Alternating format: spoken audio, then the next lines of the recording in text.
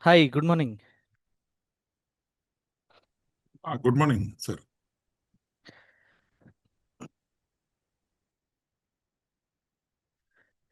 You got some time to practice or you have to start? I'm still setting up that SQL and practicing and getting the basics right. But I can You understand the concepts, sir. okay? So just the syntax and all I have to get used to Okay, because I come from the analytics background, not the Java side. But coding background. Yes, yes, yes, yes, yes. I under the data structures, the Mm, logic of just that I need to get the object mm, relational model, that correct. Hibernate side, a little bit Hmm. JDBs. I just need to get the syntax right. The logic is something I understand what you're trying to do, sir. Okay, okay, okay. So what I'm doing is Mm, I'm practicing all the OOP concepts one more time mm-hmm, just to get the syntax, the mm-hmm, interfaces, how to do interface, abstract class. I'm kind of comprehensively using a use case and practicing, putting all mm-hmm. like one banking application I'm using and I'm trying to put all the concept and practicing No, using Gemini and all. Uh, mm-hmm. so No, that that is actually a good thing that you're huh, practicing like that. then Mm. I'll have to come to the Hibernate. The next is Hibernate. So this week I'll do it with Hibernate. Okay, okay. Because I felt, it Mm. was more on the syntax is where because I don't come from Java background. So that's Okay, why, okay. it's a Yeah, yeah, syntax. It's just a syntax I need to get used to. Logic correct. I understand. Mm-hmm. If you are starting from Hibernate, you can start from like previous class. We have seen ORM, right? Like Yes, yes. relationships like one-to-one, one-to-many, Yeah, yeah. how to create the primary key. So those Yeah. things you can start. Uh, Right. like try to understand the mappings like one-to-one, one-to-many, many-to-many, and all those concepts. How internally it will get create. Like once after completing that, you can work on something like cascade types and also fetch types, eager, lazy, uh, Yeah. like that. Yeah. In previous class, I will just today also I'll just recap what we have done in the Your voice is lecture. low, sir. Yeah, you can able to hear me, right? Huh. Yeah. So today also I will just do the recap of what we have done in the last session, so that we'll get.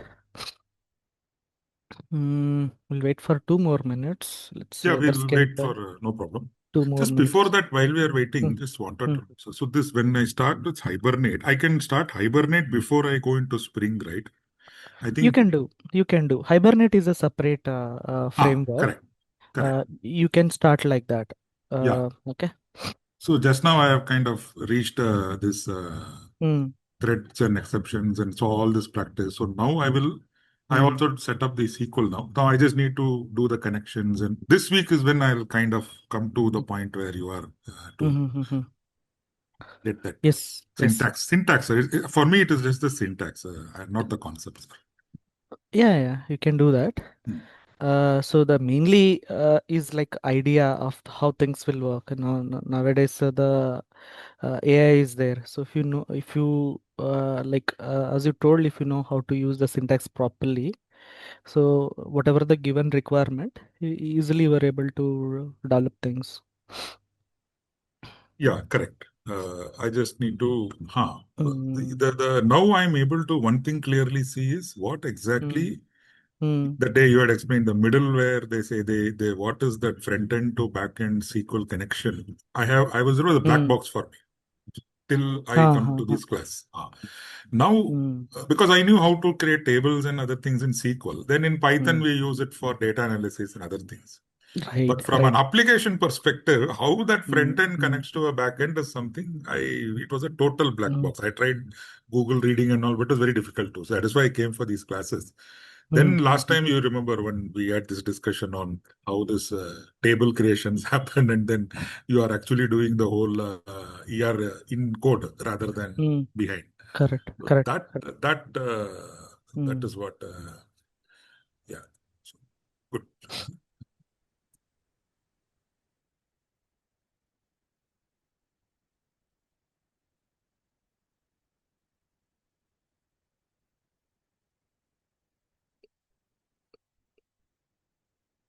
Hi, Padmish.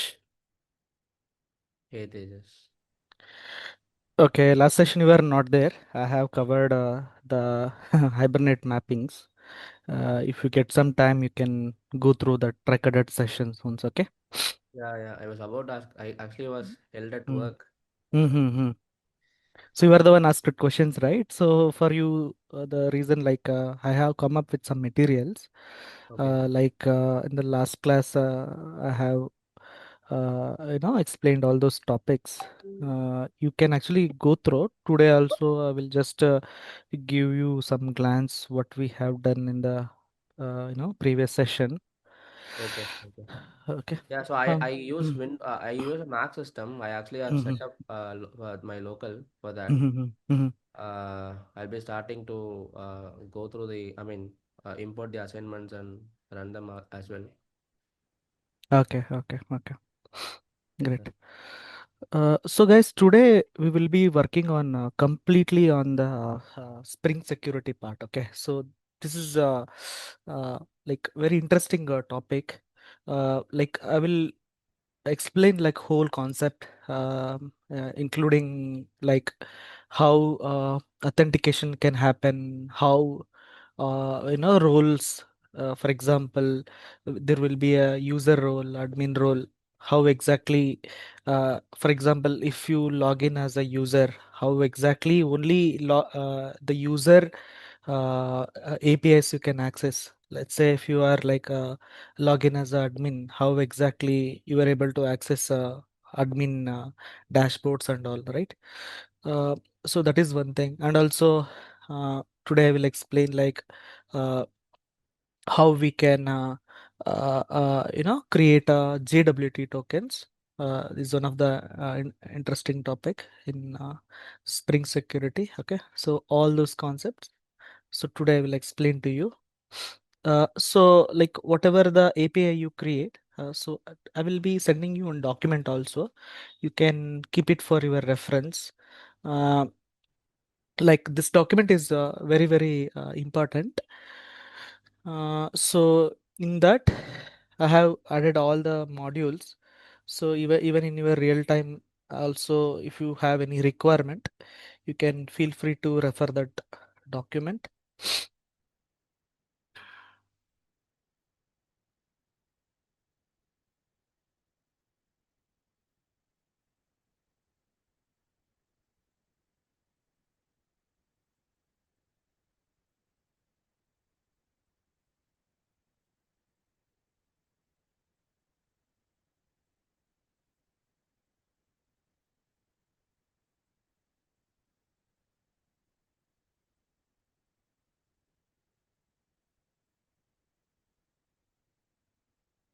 Yeah.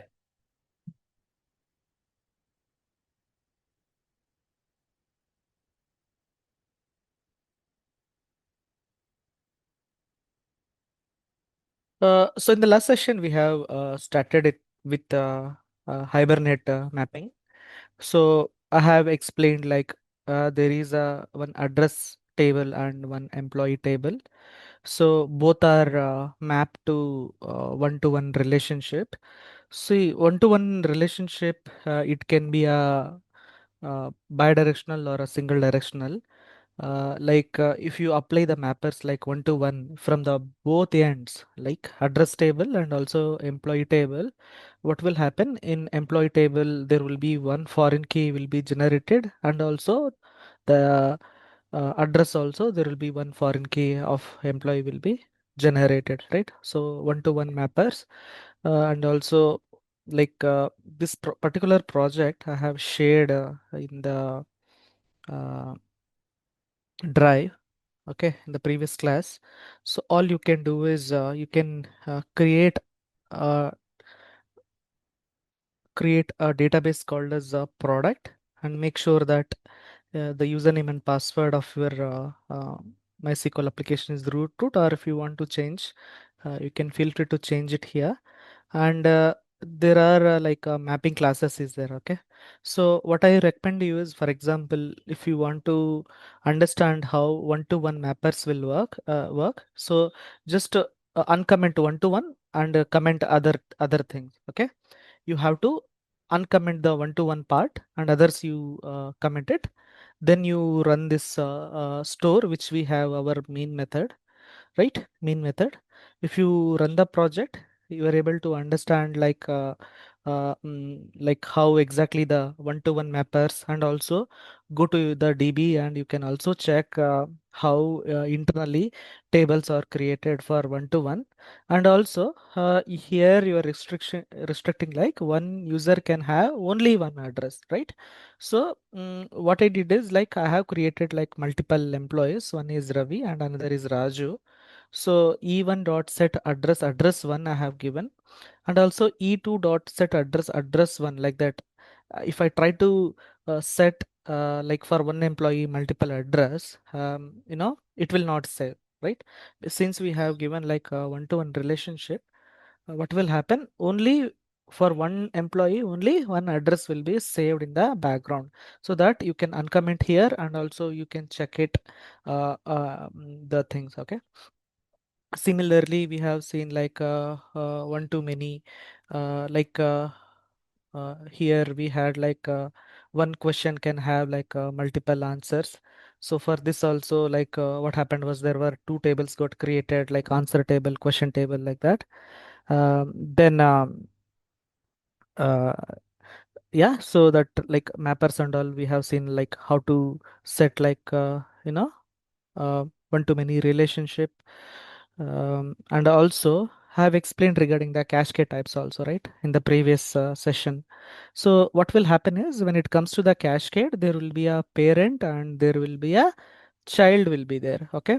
Now we also see it in real time for our blog application. For cascade type, I have applied and I have shown you that.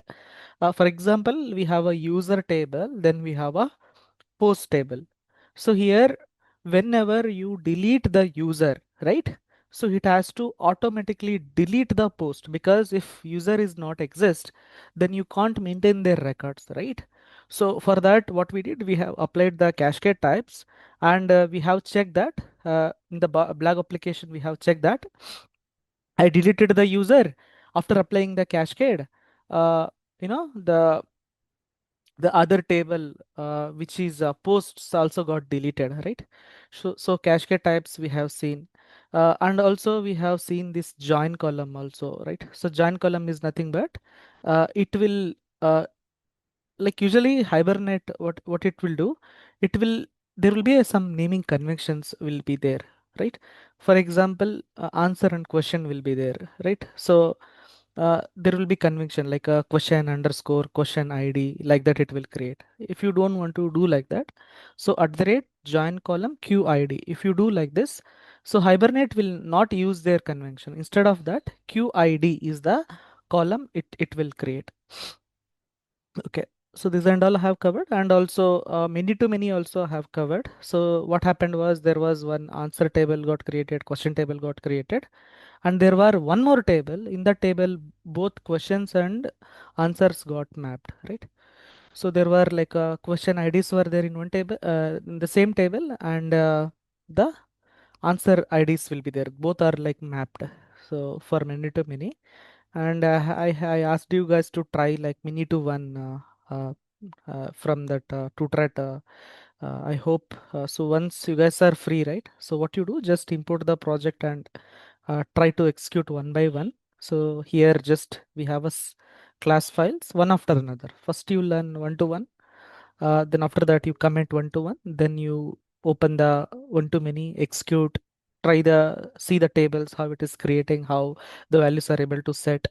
Okay, so understand that, then you uncomment all of that, then open many to many, try to run. So like that you can use this particular project to understand the all Hibernate mappers.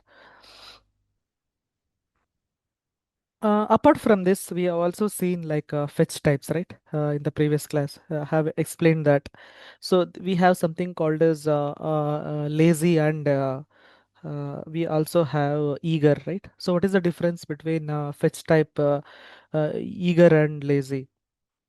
Now, what will happen is there will be a parent and there will be a child, right? So for example, you pass the user ID and fetch the post details, right? Now we have a user table and we have a post table. What will happen is when it comes to the lazy table, when parent table got loaded, it will not load the child table records.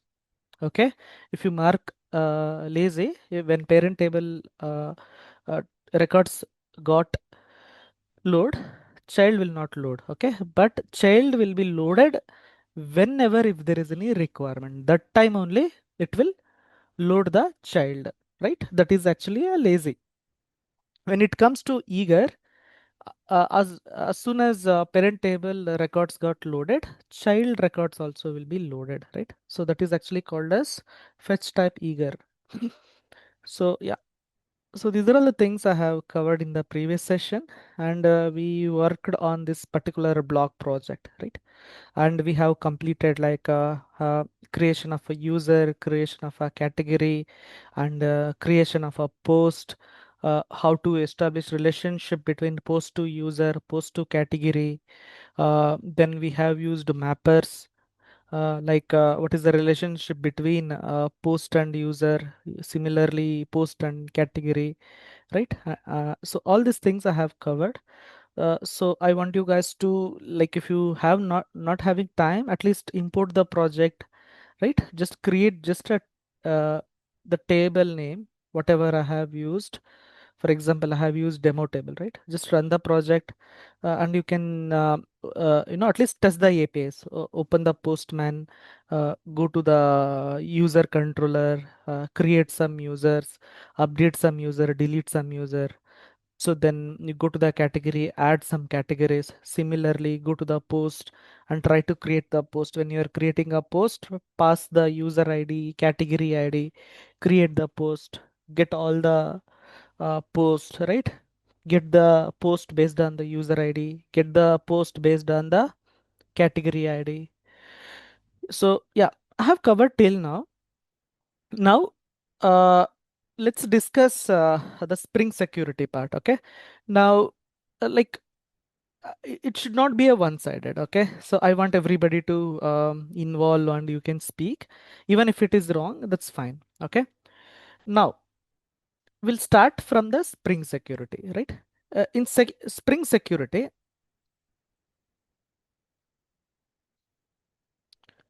now what are the things we can expect as a developer? Now, what are the things we have to implement? Anyone?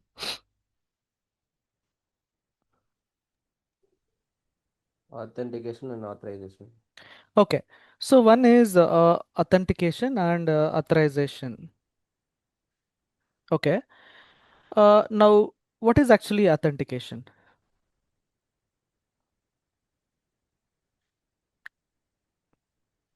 Identity confirmation. Good. So we have something called as authentication, right? So which is identity confirmation. Okay, it's not actually identity confirmation. It is like validating username is username and password is valid or not. Okay. So basically, like if you want to log in with Gmail, you have to enter both valid email ID and valid password, right? So then only your application get open, correct? So that is actually authentication. Now, authorization is nothing but there will be a user role and there will be admin role. So for example, if you log in as a user, you can't uh, able to access the admin URL. If right, as admin you can access both user and admin. But if you log in as a, hey, for example, if you take any e-commerce application, if you log in as a user, your job is to buy the product, right? But if you log in as a admin, your job is to add the product, update the product, or that is your role, right? So if you log in as a user, you can't able to access the admin thing, right? Okay, so that is actually called as authorization, right? Okay, so first part is okay, authentication, right? So in authentication, okay, so validating username and password, right? Now, can I store a password directly into the DB, like directly? Let's say my password is 1234. Can I save it like 1234 in the DB? No. Okay, So if you're telling no, then how exactly we have to save it? It should be, I mean, some cryptographic methods with some key should be used, which is Okay, irreversible and stored. okay, And every time user does an authentication, will use the same key to match against the password. okay, okay. See, there is something called as encryption of the password, right? Encryption and decryption of the password, right? Yeah.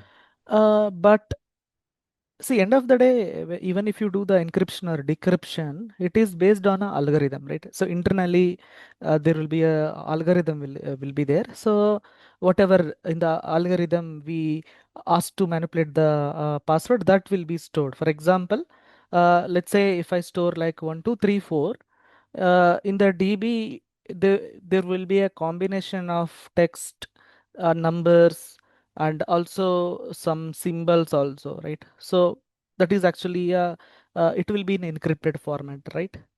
Now in WhatsApp and all, you guys use like something called as end-to-end encryption. So what is exactly end-to-end encryption? Anyone?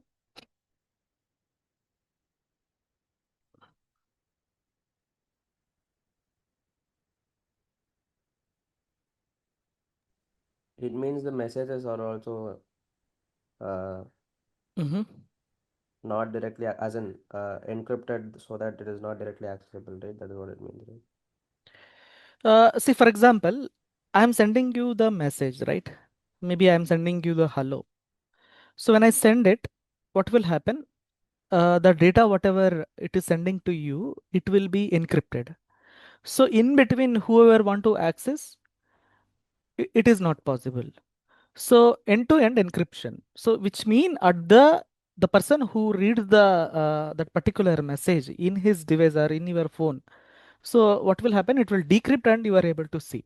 So basically, when you are sending any message, that will be encrypted. In between, if somebody want to hack that particular message, he's not able to hack, because the decryption will happen at the person receiver end, right? So end to end encryption. Okay. Now, uh, here when it comes to the Spring security, okay, so what you can do, you can do the encryption, right? But if you do the encryption, obviously there are certain things we can happen. So what if uh,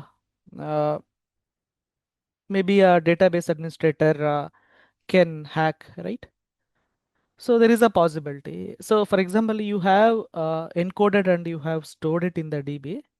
Now the database administrator can actually decode it, right? So in Spring Security, okay, all of you has to understand this concept. In Spring Security, we don't do encryption. We do something called as decryption. Okay, decryption. What exactly is that decryption? There are lots of websites are available.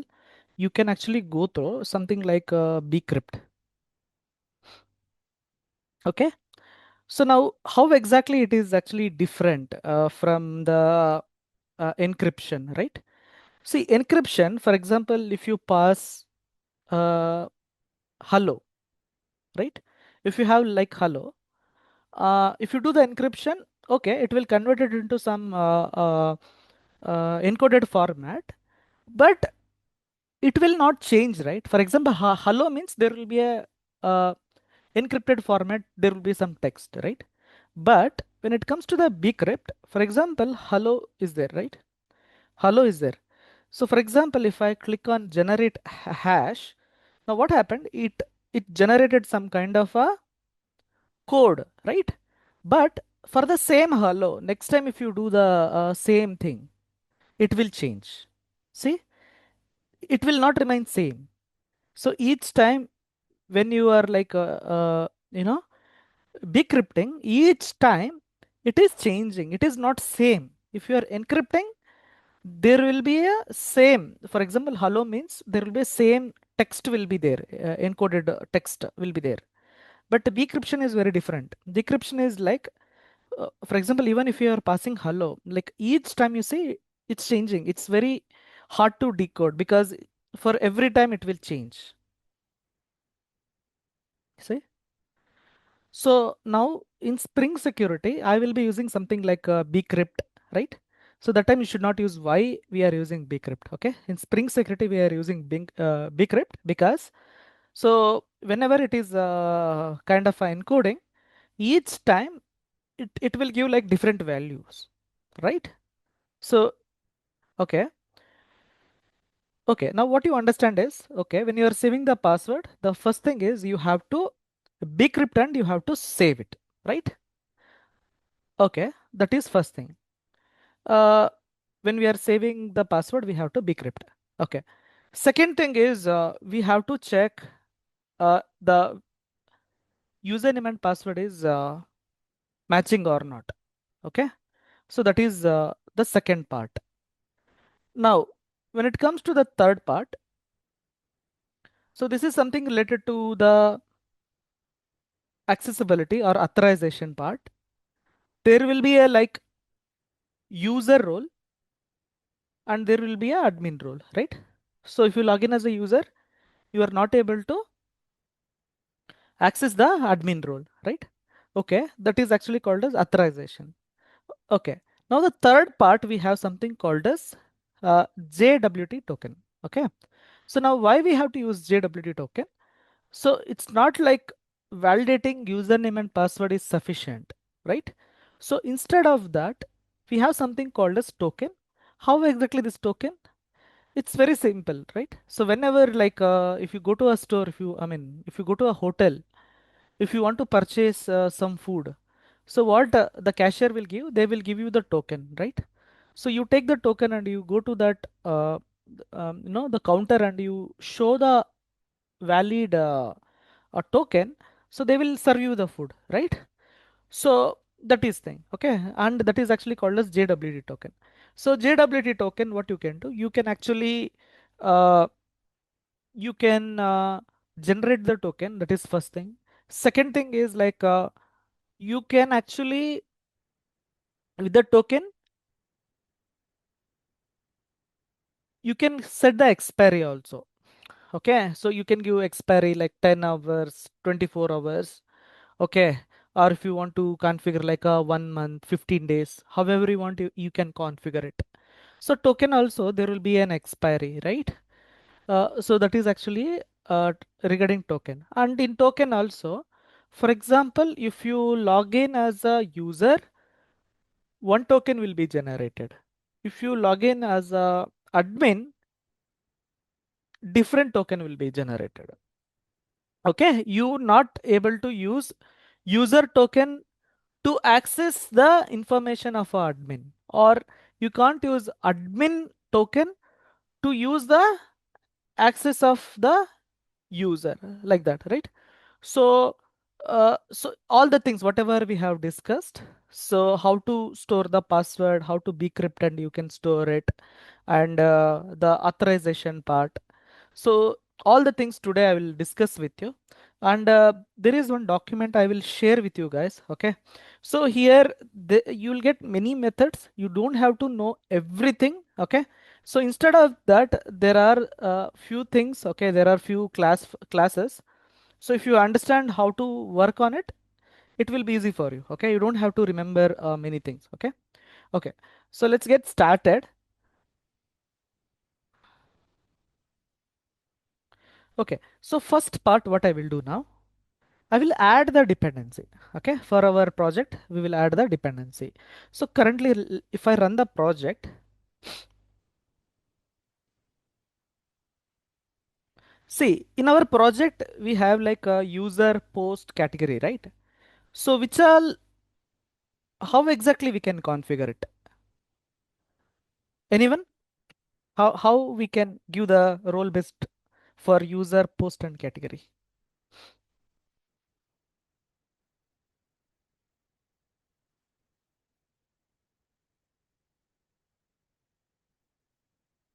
Okay, see, as a user you have to register, correct? You have to save the username and password. So can I make the user as a guest, which mean anyone can access it? Yes or no?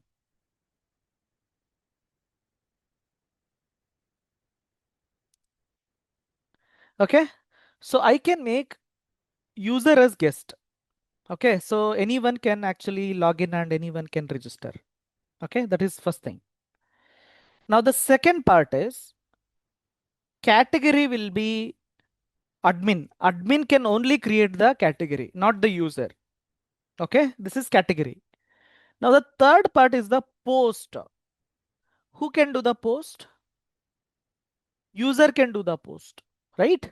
So this is what we have to configure in our uh, Spring Security. So user, anyone can access, anyone can register.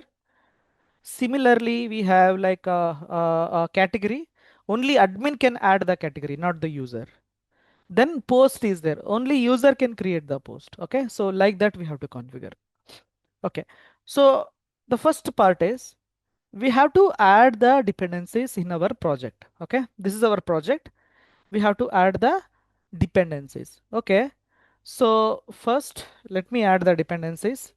So here try to use this same dependencies only. Okay, so JWT, the version is changing, some of the methods are changing. Okay, so if you are using some latest version and all, then internally the method will be changed. Some of the methods, like they have removed, they have introduced new one, like that. So what I recommend you is, for this project, when you are practicing, try to use the same dependencies, same versions only you use. Okay. Okay. So now I have used JWT token and the Spring Security. Okay. Done. After adding the dependencies, so what we have to do is, when we are saving the user, we have to encrypt and we have to save it. Okay. So for that, I will copy this password encoder, password encoder. So this particular code where we are actually saving the user, it will be in the user service implementation, right? That is where we are actually saving it. So I will go to user service IMPL, and you see, this is where actually we are saving, right?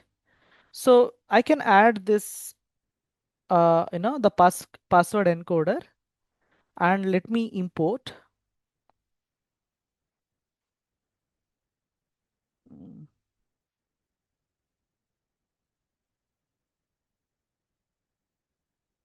okay, let me import. So after importing this dependency, so what we have to do, whenever we are saving the user, right? Whenever we are saving the user, we have to encode and we have to save the password, right? So for that, I will do user dot set password, set password. I will do password encoder, password encoder dot encode. So what we have to encode? We have to encode the password, right? So for that, I will use user dot get password.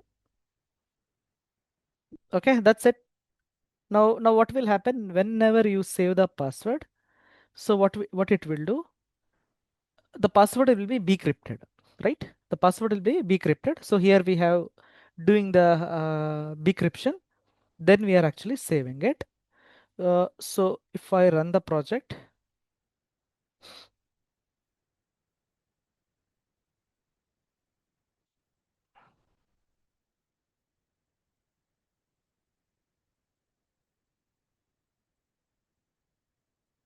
okay, okay, got it. So here it is asking to add one bean, okay, for password encoder. This bean you can actually add it in the Spring Security module.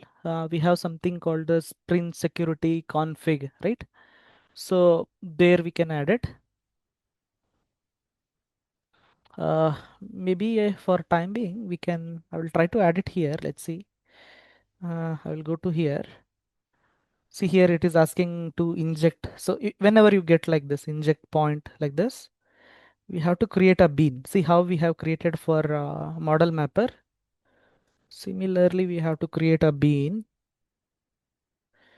Okay, bean public, and I will do password encoder, password coder.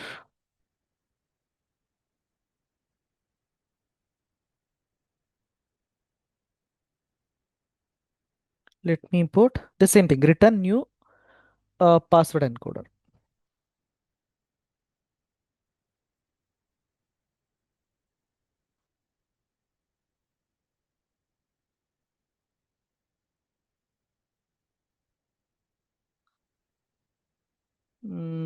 Not a encoder, a bcrypt.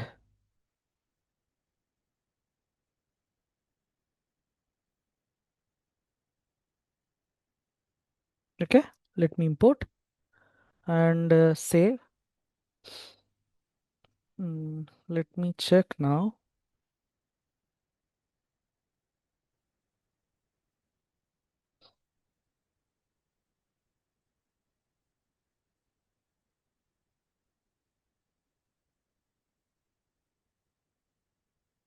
Okay. Uh, See what will happen is it is creating like a default password. Why? Because we haven't added any role-based authentication or right. Okay, I will come to that encoding part.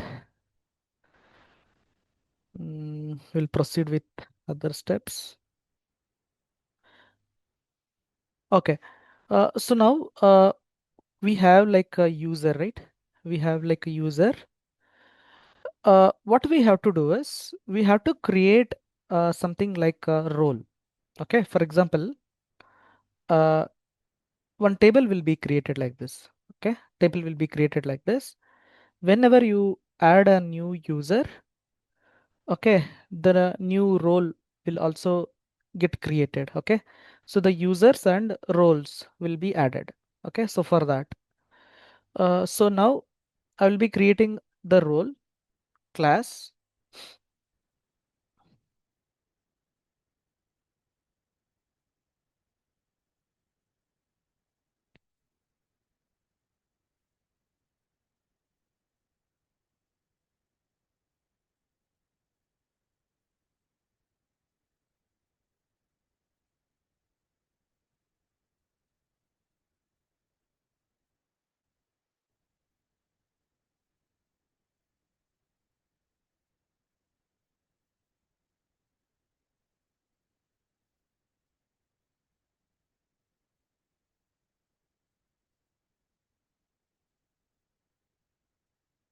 Okay,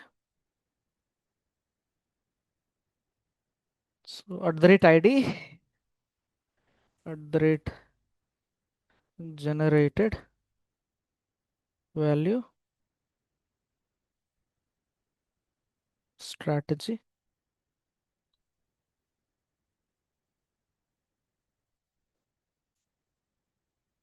generation type dot,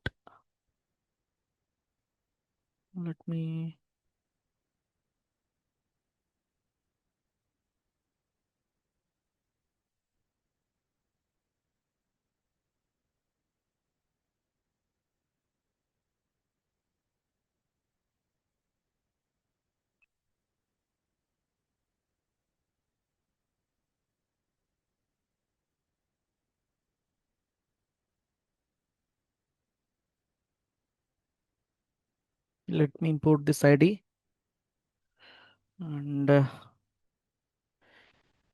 generation type and Okay, so this I have explained already. Auto means automatic generation of keys, right? So identity means auto increment, like 1, 2, 3, 4, like that. It will generate the rules. So generated value, and I'm going to write like source getter and setters select all generate. Okay, getter and setters, right click source constructor using fields generate, right click source and constructor using fields deselect all generate. Okay, so we have completed the role. Great, right? So next I will go to the user table. So in the user table we have to do the mapping. Okay, we have to do the mapping. So see here we can use like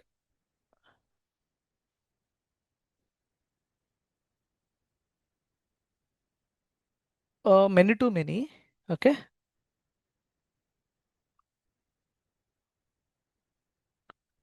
many to many. So fetch type. So what we can use? Eager or lazy? Anyone?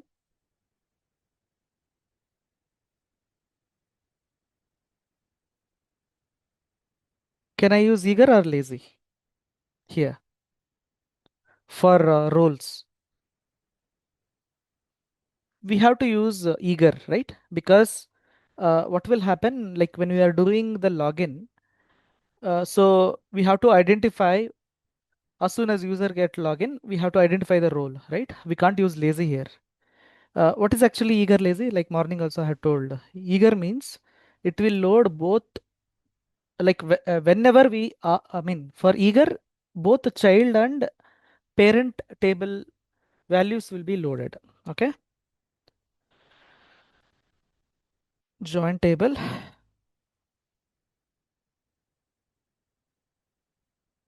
name is equal to user role. This table will be created and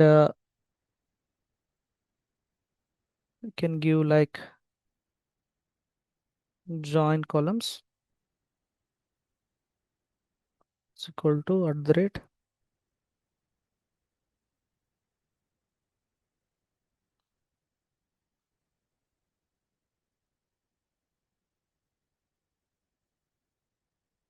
name is equal to user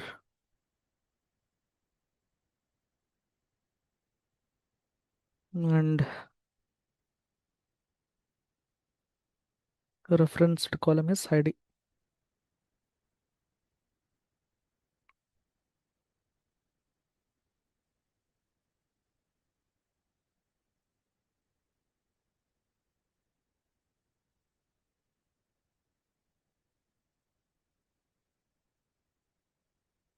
It's many to many of role.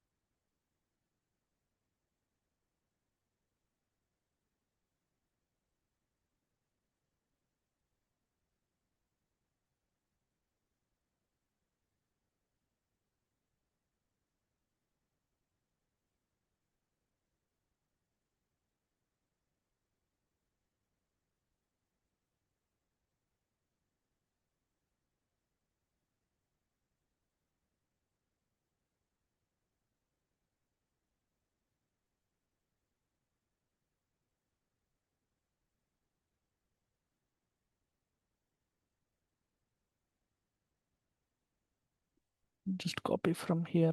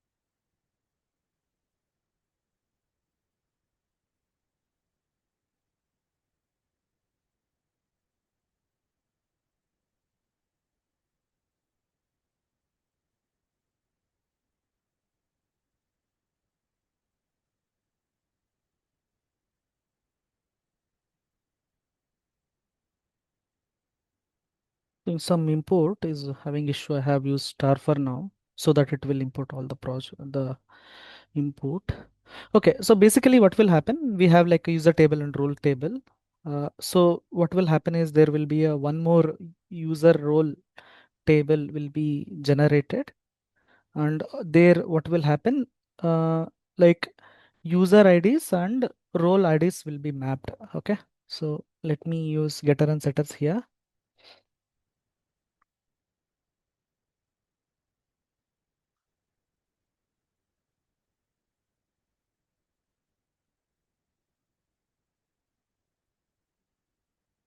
Okay, so role we have created, role repo we have to create. Okay, so next is role repo.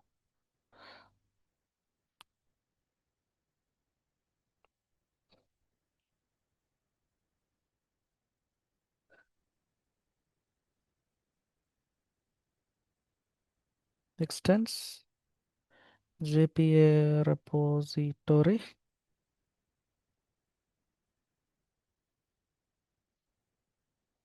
role comma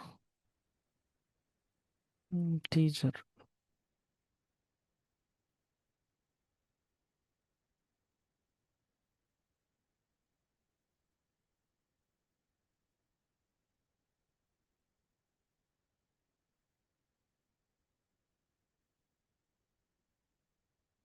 Here at the rate, sorry,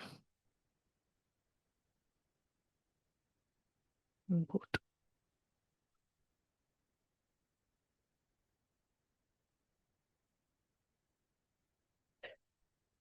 Okay, to identify the role, they have used like find by name.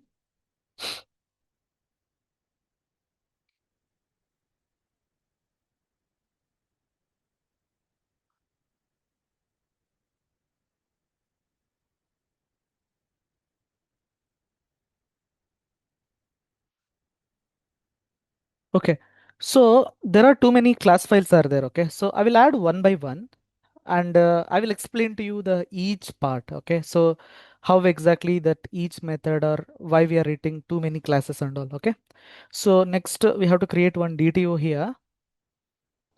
Let me add it. This is the DTO. So this one we have to pass the username and password as a request. So for that we will be using this DTO. So name. So for this I will give like generate getter and setters. Select all, generate, right click, source, constructor using fields, generate, right click, source, constructor using fields, deselect all, generate. Okay, this is the one class. Next. Okay, so there are too many classes we have to add. Don't worry, I will explain to you each thing why we are writing too many class files. And also like the same word file, like bottom I have given like why, like for each class what was the reason of using multiple class. Okay, so some theory is also there. Even if you forget now, like when you are trying by your own, right, so you can understand like for each class why. Okay, why we are writing this. So I will create one new class here.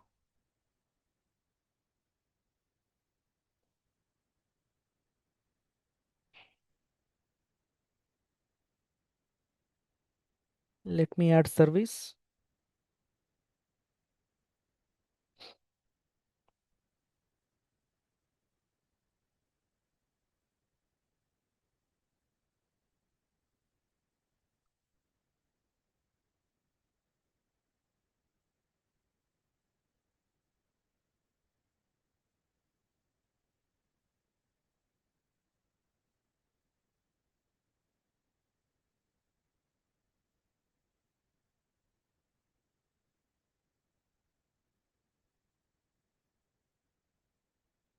Let me import.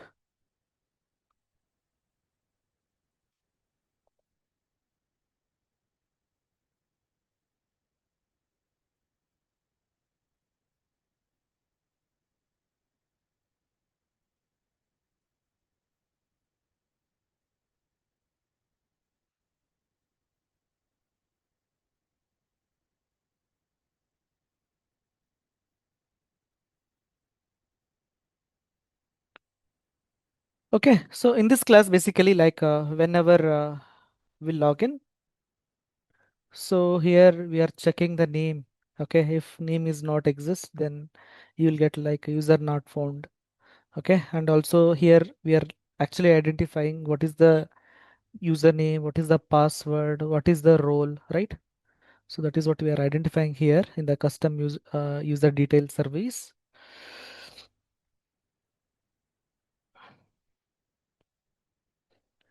Okay, so next thing is JWT request filter. So now what I will do here, I'm going to create a new package. Okay, so in this package, I will add all the Spring Security things. I will write like I can use security or I can use JWT package. Anything, any package name I can create. So I'll be using JWT. Let me do the refresh. So let me create the class. Okay. So here,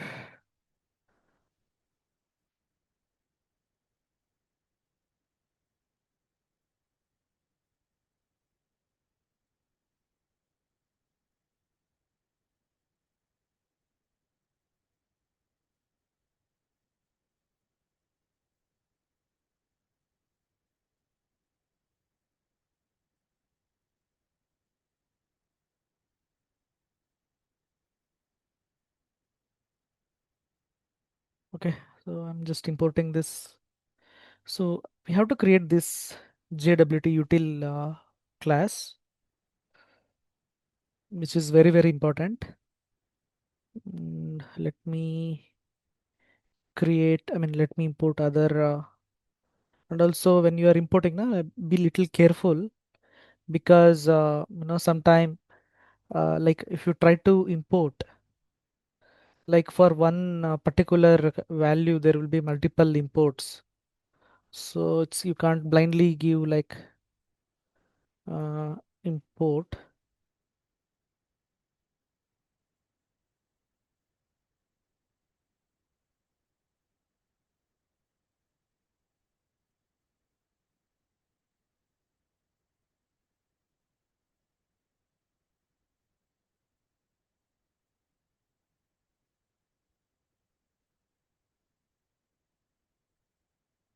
Okay, this particular class is not created yet.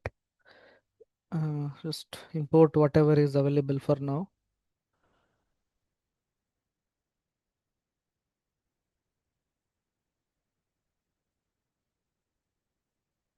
Okay, so actually the important class is this one only, JWT util. So if you understand how this particular JWT util package will work, I think uh, most of the things you are able to understand. So first I will write all the code. Then I'm going to explain one by one, why we are using too many classes and each class what it will do. Let me import. Okay, this is very, very important, guys. Okay, so let me import this. See, for key, how many imports we are getting?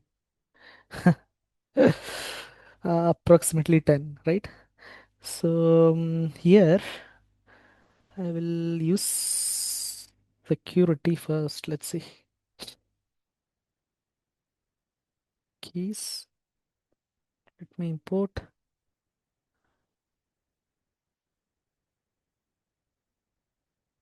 date from util package.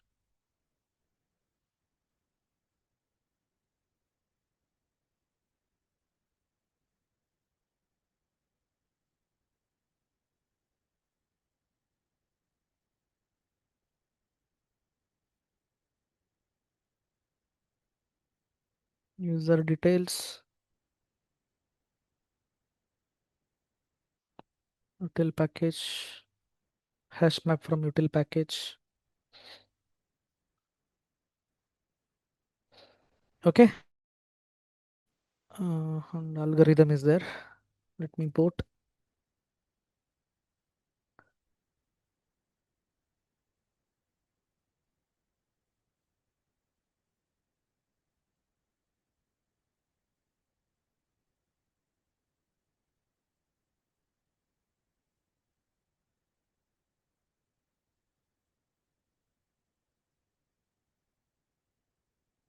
Even in one if went wrong, no, it will create always issues because if you see this IO exception, I'm getting like two.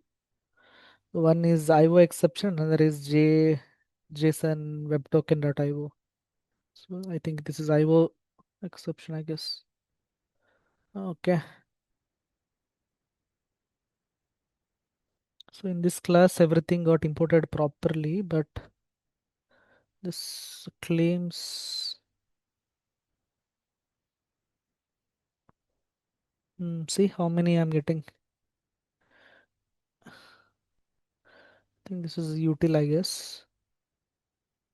Okay, now all the errors are gone, I guess. Yes, all the errors are gone. So most of the things we can actually get it from util package. Sometimes if it's showing like multiple, choose like security. Okay, security, Java security is there, right? Choose those imports because there are a lot of references it will give you. So most of the time, even in your real-time project also, either util package you choose, or if you are accessing any security, then if there is any package something related to security, you can import. If you are like imported wrong package, right? If you import wrong package, wrong methods, right? Like this entire particular class will be in red color. When you're importing the any of the methods, be little careful. I will explain to you. Okay, so this is very important class where actually if you want to create any JWT token, right? We will be set some expiry, right? See, I have set the expiry like 10 hours, right? This is where I have given. And Spring Security also, I'm sorry, the JWT token also to generate the token. Here they have used like signature algorithm dot HS256. This is the algorithm. And also validate token, right? Generate token. So I will come to this. Okay, first let me add all the classes which are needed. Then I will explain to you one by one. There are too many classes. I will explain those things.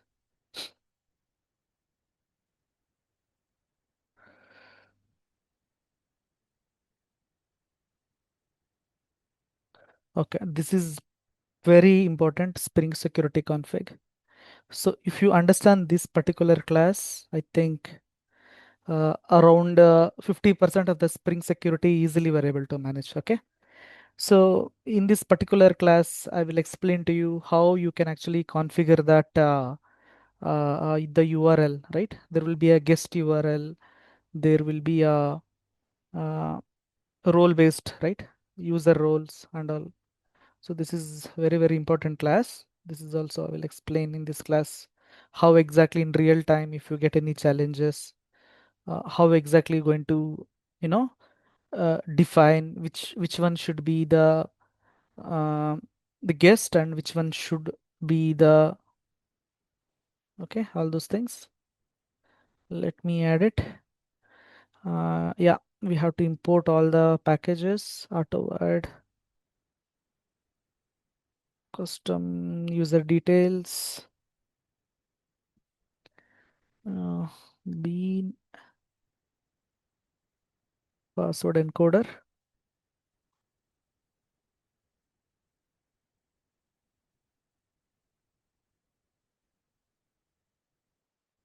import,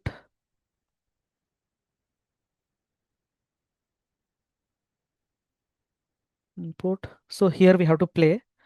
Uh, I will explain to you. Okay, I will come to that. First, let me all import all the packages properly.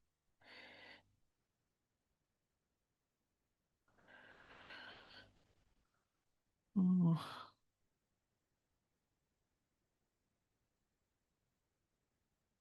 Okay, this is done. I think why another two classes are there. Okay, just let me add it quickly. Mm, this is startup. Finish.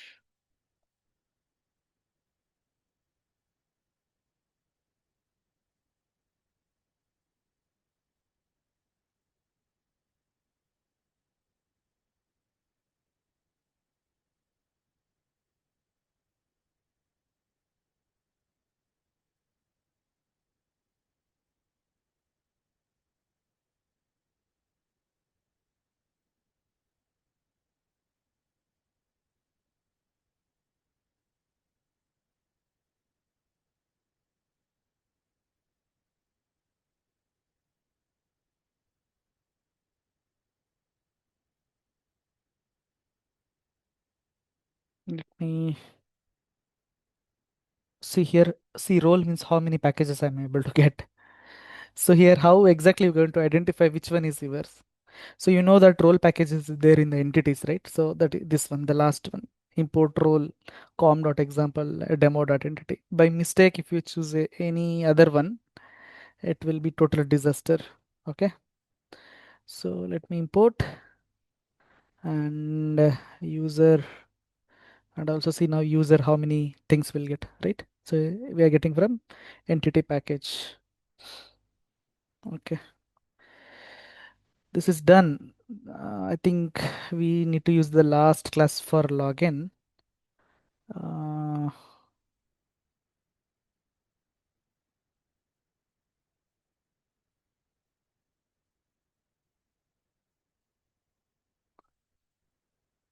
okay, so login we have to do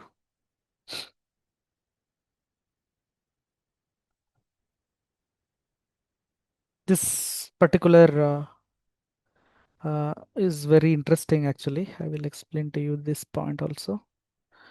I will go to the user controller or home controller, so I can implement. Okay, I will go to the user controller. Okay, this is for login. As soon as you log in, GWT token has to generate. Okay, so that we have to see if it generate or not. Let me import this one. I know too many class files, but all are useful. I will explain to you one by one after importing.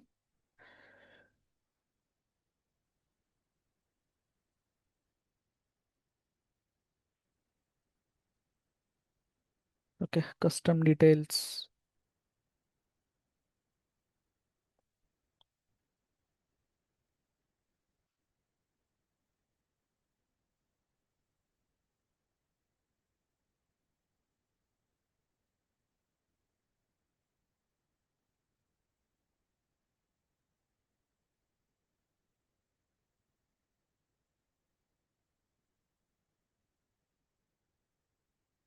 Okay, so I'm done, guys.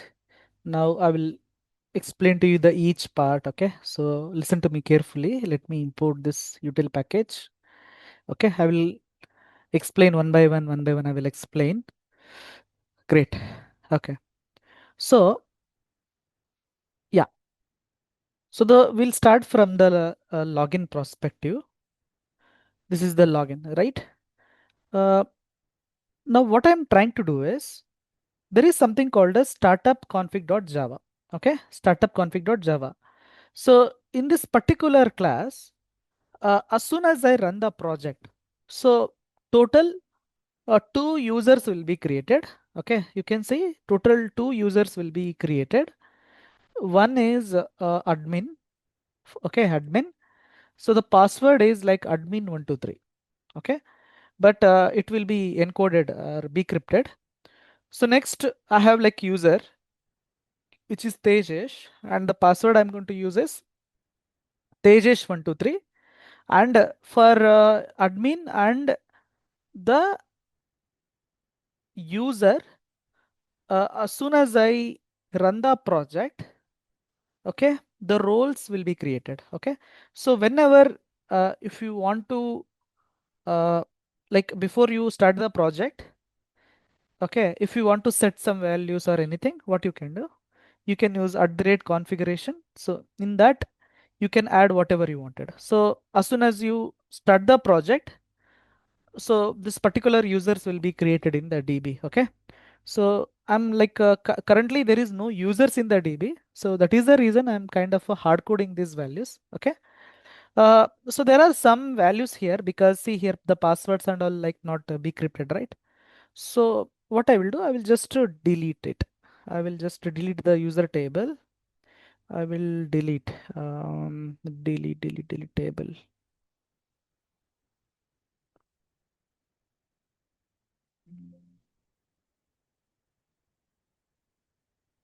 Drop table. Drop. No, it's not happening. Okay, maybe I will drop the DB itself.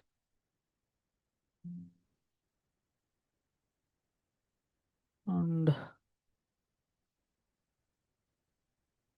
create database demo. Okay, firstly I will add it and I'm going to execute. Great. Okay. So now let's see what will happen. If I run the project, admin and user has to create. Okay. Okay. So right click, run as Spring Boot app.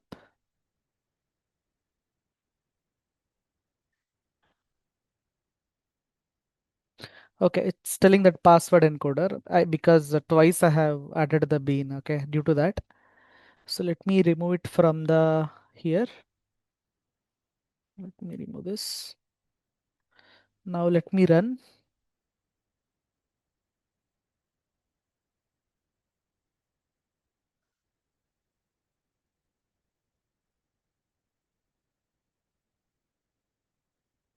Okay, great. So now what happened was it created multiple tables. It created a category table, post it created, a role table it created, user table it created, and it created because we have used many to many relationship. There was one extra table, right? User role got created. Okay. So in the user role table, user IDs and role IDs got mapped. Okay. Okay. Next, what happened? Yeah, post table, right? So now if I do the refresh here, if I go to the table, okay, see the first one is the user table. If I click, as you can see that two tables got created, right? Two values. One is admin and another is uh, pages, user. So why it is creating? Because we have created this particular class here, right? Which is startup.config. So here, what are we trying to do? First is we created the user name, admin, email, and password. See, whenever we are actually entered the password, we are actually did the encode. So due to that, you see the password I'm getting in the encrypted format. Okay, not encrypted, it's a decrypted password. Okay, okay. Now you saved the values, right? As you can see, user repo.save you have used. Okay, it's saved. Now above, you see there are two roles got created. So one is the admin role and another is the user role, right? One is the admin and another is the user. So these two roles, where exactly I'm going to saving? I'm actually saving admin in the like yeah, roles table. Actually, I'm saving the admin and user. So when I'm saving for admin, I have given the admin role. For that, I have given like u dot get roles dot add admin and u dot get role add dot user. Okay. So due to that, now what happened? One user role table got created, the user got added, and there is a role actually. If you open it, you see one is admin, two is user. Okay. In the role table, two roles got created, one for admin and another for user. Okay. So next, what happened? There is one more table called as user role. We have used many to many relationship. So due to that, what happened? Now you see user values and role, right? User one is admin, admin role got given. Role two is user, user two role is given, right? So this is what one is admin and two is user. So user role. So now we have like two users, right? One is admin and another is Tejas. So for admin, admin role was given. For Tejas, I have given the user role. Okay. So uh, currently, what are we doing? We are actually adding the roles for the user in this particular class. So as soon as you start the project, okay, by default, at least two users will be added into the DB. Okay. Okay. Now you understood how that tables got created and how exactly the tables are added into the table. Okay. Now, second part. Second part is so the first part is yeah.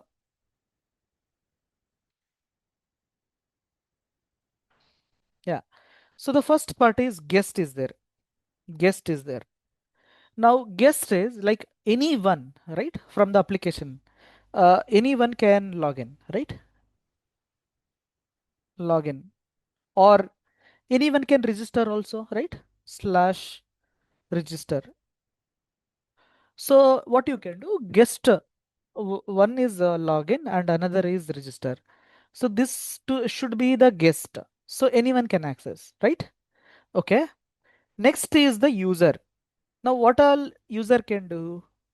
User has to create the post, right?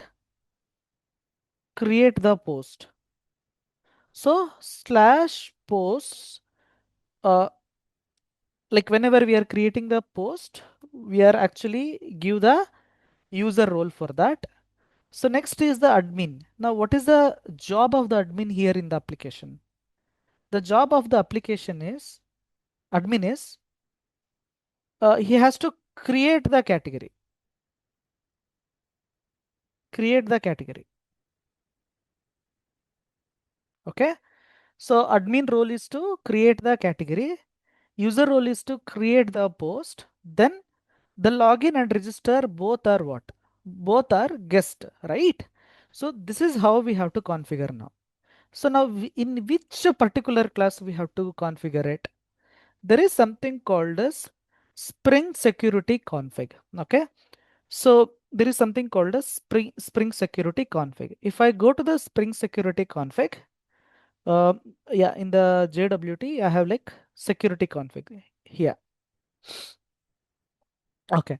So now if I scroll down, if I scroll down, this is guys very important. Okay. This is very important. So now let me configure how I have wanted. See, now what all the URLs should be have the guest access? Login and register, right? So login and register. I will go to the controller part. I will go to the user controller. In the user controller, what I will do? Slash user slash say will be your register, right? This is where we are actually trying to add the register, correct? Okay. Slash user slash save. Next is slash user slash login because anyone from the application he can access, right? So see now how to play with this. Let me explain to you. First part is okay. I will quickly comment this. Okay. I will do like auth dot any request. I will do dot permit all. Okay. So the first one is the permit all. Now what does it mean? Okay, I should not use permit all. Okay, fine. So here what exactly I'm doing? If you give any request permit all, it will not ask anything. Okay. So for example, if I want to create a category, I will go to the category first. Mm, I have to create the category for that. Mm, this is user save. Next, okay. Here, let's say category slash save, right? So next, I have to give the category name, right? Uh, category name. Category name. Let's say sports is my category name. Sports. Okay. I will try to click on send.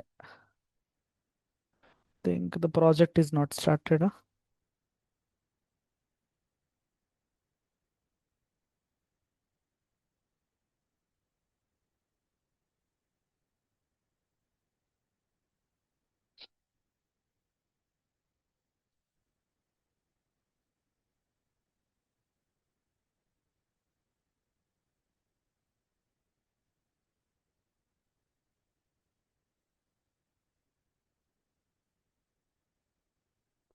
Okay.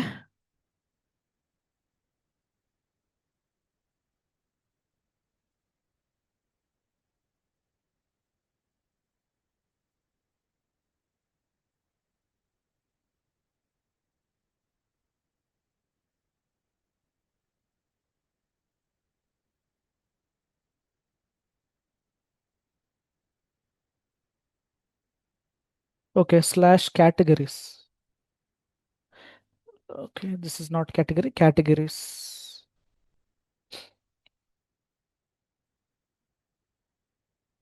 Okay, see, I have used something called as permit all, right? Auth dot any request permit all. So permit all means it will not ask any username, any password, nothing. Okay, so whatever the URL if you want to access, easily we're able to access, right? So as you can see, I think the category got created, right? Category got created. So why it is created? Because currently I have configured in such a way that any URL, right? Auth any request permit all. Permit all means you don't have to pass any username, password, nothing. Okay, great. So sometimes if you have a project, if you are facing any difficulty in the Spring security, you are getting like a 401 exception, okay, unauthorized exceptions. What you do permit all. Permit all mean for temporarily to understand. So you can use permit all. Okay, so permit all means it will not ask you any username and password, right? Great. Okay, so you can use the permit all if you want to access. Okay, now now what is the agenda? So the agenda is we have to create a login and register. So both should be what? Both should be the guest, right? So what I will do is, see what we want. Uh, I will go to the user controller. In the user controller, slash user slash login, right? Okay. Now I will go to the Spring Security. I will just remove other things like this, slash user slash login, right? Now for this particular URL, what I did, I have given the permit all, which mean anyone can actually log in, right? So slash login slash user slash login. Uh, and anyone can also register also, right? So that is like slash user slash save. Okay. Now, for this particular two URL, now what will happen? We have given permit all. We have given permit all. So let's say I have like some 20 URL are there, right? This is it like like practically I have to go it here like every time I have to give like a slash user login slash user slave save, right? So it's very difficult, right? Let's say you have like 20 URLs are there. You have to give the permission. You can't manually type it like this, right? Then how exactly uh, in that like in that case what we have to do? For example, we have a user controller, right? In the user controller we have like a mini classes, not only login. We have like few other things, right? We have to give the full access, right? So if you want to give full access for the full controller, what you have to do is you have to do slash user star star. So star star means after you user whatever the URL you want to pass, everything will be allowed. Now without any username or without any password, what you can do, whatever you have it in the user controller, you can actually access. Okay. So slash users star star, which mean entire user controller you are able to access, right? Now uh, so okay, here if you want to give like whole access, you can give slash user s- star star, which mean whatever you have. Similarly, if you have like multiple the mappers, like multiple controller, what you can do slash user slash slash, okay, or if you want a different controller, you want to make it as a guest. So what you can do like this, okay. Now what does it mean? So the meaning is all the APIs which I have currently, I can access in the user, right? So the first API I'm trying is the login, right? This is my login. So what exactly is happening in the login? So for the login, we have to pass the username and password, right? See, we are passing what? Username and password. We have to pass username and password, right? See here, username and password. So basically here, what is happening is it is checking your username and password. So now after that, what will happen? You see here, we have given that JWT util dot generate token user details. So what does it mean? Whenever you are trying to log in, what will happen? It will actually generate the token, right? Cool, right? So now, if I try to do the login, so what mapping? It's get mapping or post mapping? It's a post mapping, right? So I'm going to uh, do the duplicate tab. Okay. So now I have to do the login, right? So slash user slash, okay, login. Now I will click on the body. I will click on the body. Now what I have to do? I have to pass the username and password, right? Now what is my username? So username will be, uh, we have hard coded, right? So in the startup.config. So the username is Tejesh, right? Set name Tejesh. I'm going to copy and I'm going to paste it here. Paste it. Sorry, this is like name. Name is Tejesh, and we have to use the password. Password, right? So the password is also like I have hard coded Tejesh123. This is my password, right? So name and password, right? User slash login post request. Now, if I click on send, it has to generate the token. Okay, let's check that.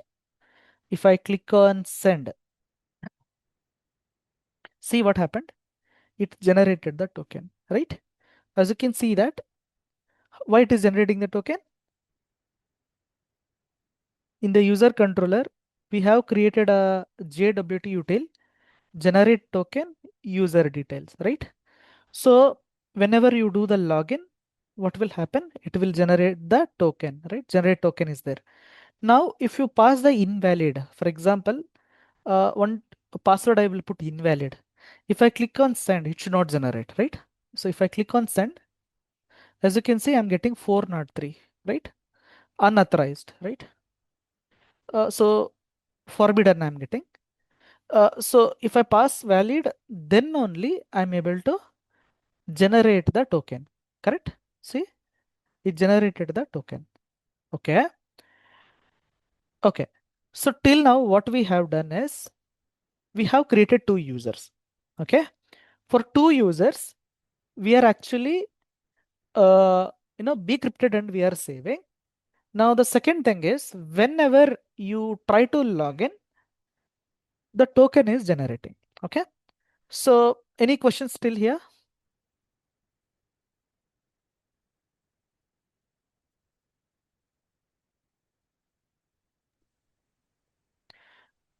Okay. See, mainly you have to play with this one, right? So for example, we have like Spring Security config here. See, for slash user, permit all is there. Let's imagine if I comment it out. If I do the comment it out, now see what will happen.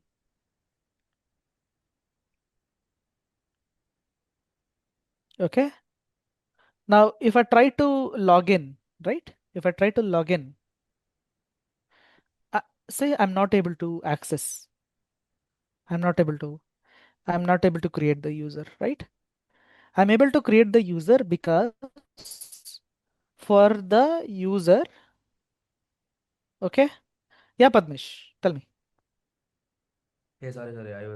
I was about to ask after you finished the sentence. After? After you finished explaining whatever you're doing. Okay, you will ask. Okay, fine. So currently what happened was like, uh, yeah. So this is how we can configure, right? Okay. Now, second part is I have given the role. Okay. So to create the category, as you can see, as role admin. Okay. For categories, it will be admin, and for post, it will be user, right? Now, before I get into the authorization part, let's understand we have something called as JWT util. Okay, let me explain to you that. I will go to the JWT util. This is JWT util. Okay, so this class is very, very important. I mean, this particular JWT util class. Okay, so what does it actually do? See, validate token means it will check if my valid is token or the token is valid or not, right? That is actually called as validate a token. So the next part is like a create a token, right? So we have like create token, then we have like a generate token, right? So in the create token, we are actually creating a token. Like we have given that the token has to be valid for only 10 hours. Okay, the validate for 10 hours, right? So this is where we have configured. If you want to change, right? Let's say if you want to give it like 1 day validity and all, here you can actually change it. Okay. So validate token is to check the validation if the token is validate or not. Create token is to create the token. Like, okay, it will create the token like how many hours it has to accept. For example, okay, we are generating a token. We can't tell like you can use this token forever, right? We have to restrict like 10 hours, right? So next thing is like a generate token. So this is where actually generation of a token is happening, right? In generation of a token, it is calling create token. In the create token, you know, we are actually generating the token, and also we are actually giving the expiry, right? So that is the reason like whenever you log in, I mean whenever you have login as a user, right? So as you can see, generate token we are calling, right? So that is how whenever you do the login, it is actually generating the token, right? So in this particular word file, I have given like each method why we use it and all. Okay. So for example,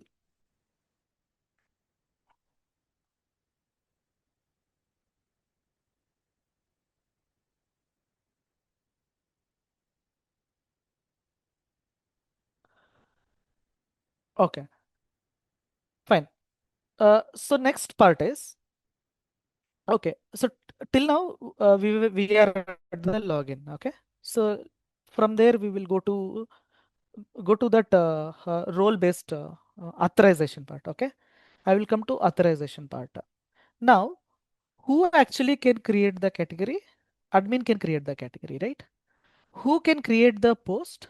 User can create the post, right? Now, in this application, what is happening is if you uh, log in as a user, right? For example, if you log in as a user, see what is happening is one token is generating if you log in as a user.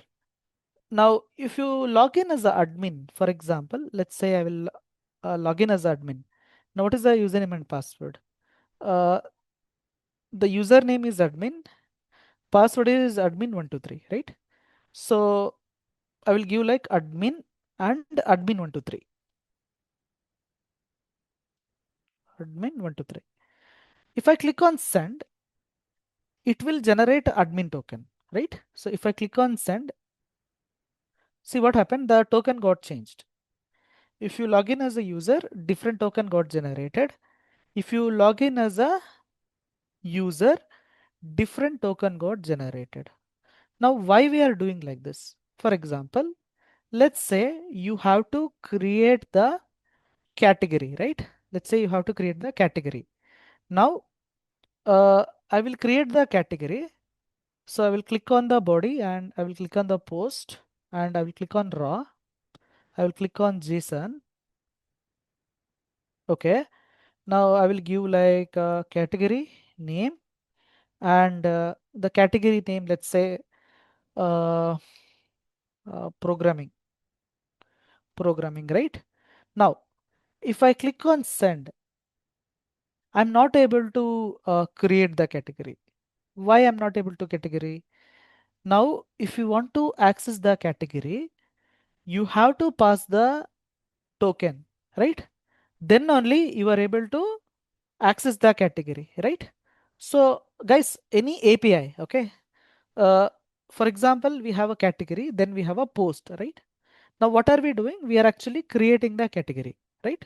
Now, if I directly pass a send, I'm not able to create a category, right? Now, why we are not able to create the category? Because we have to pass the token. So for example, I will click on headers. I'll click on headers. Now in the headers, I will type authorization. Authorization. Okay, authorization. I have to type bearer,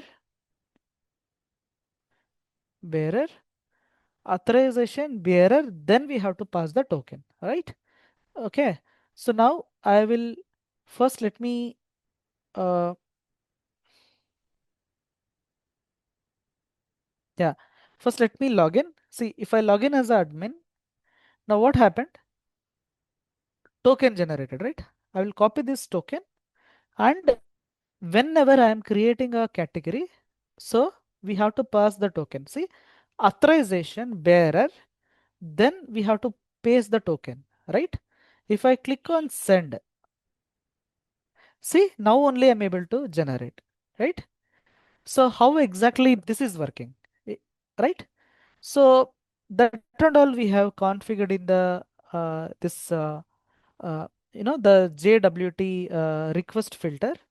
So here you see that uh, like see we have to pass the authorization in the header. Okay, that is what request dot get at the header authorization. So in the header we have to pass the authorization. Then we have to pass the bearer, right?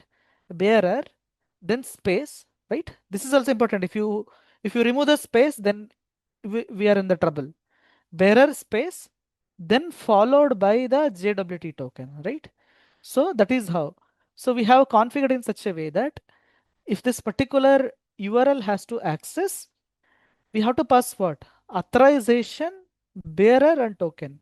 If you click on send, then only we are able to call it, right? So for example, programming is there. I will create a developer, right? I will click on send. Now what happened? Developer role got created. In case if you forget to pass any token, if you click on send, it will not create, right? Whenever you pass the authorization, then only it will create. Okay, so that is the first point. The second point is, what if I use a user token? Okay, not admin token. I will use the user token if I am able to access. So that is what we need to check. So in that scenario, for example, see if I use like user credentials, Tejas, Tejas123, Tejas123, and click on send. Now what happened? User token got generated, right? If I try to use user token to create the category, it should not create, right? So I will go to the header and if I paste it, I will click on send. See, I'm getting forbidden, right? But if I create a admin, right? If I create the admin, if I click on send, if I pass the admin cat token here, admin token. Click on send. Say category got created, right? So that is this is like we have given for categories, the role will be admin. Okay. Now what we did is whenever if you want to create a post, whenever if you want to create a post, then the role should be user, not admin, right? So I will create, or maybe see we have used slash post star star, right? User, which mean whatever you have it in the post controller, right? You can access, right? So how we done that? So we have done that because in the Spring Security config we have given star slash post star star user. Now anything in the posts, it can be accessed by the user with the valid token, right? Now, for example, I want to get all the post, right? We have that particular URL here, get all post. Get all post is there, right? So let me copy this, and I'm going to use like, okay, I will copy this. I'll paste it here. I'll paste it here, and we have to pass posts slash get all post, right? Get all post. Now, without any token, if I try to access, right? If I click on send, what happened? I'm not able to access, correct? Now I will click on headers. Okay, in the header, we have to type authorization, authorization, then bearer. Now we have to pass the token. Okay, so here I will pass the user token, Tejesh, Tejesh 123, Tejesh 123. Click on send. Okay, so now what happened? User token got generated. Okay, let me copy this token, and I will go to the get all posts and bearer and paste the token. Click on send. What happened? Let me check the error.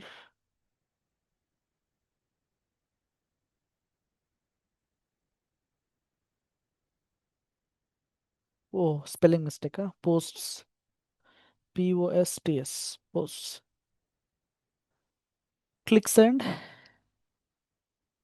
Oh, okay. There is no post. That is the reason. Okay. So I'm getting empty. As you can see, there is no post because we haven't created any post, right? That is the reason. You can create one if you want to create any post. So for that, you can click on post and post slash what is the URL to create the post, right? To create the post URL, first we have to pass user slash user ID, right? So let me copy this. Let me paste it. Okay, so first one is user ID. So the user ID is like, what is my user ID? 2, right? User ID is 2, and the category ID. Category ID 1, 2, 3, 4 is there. Anything you can pass. Click on send. Uh,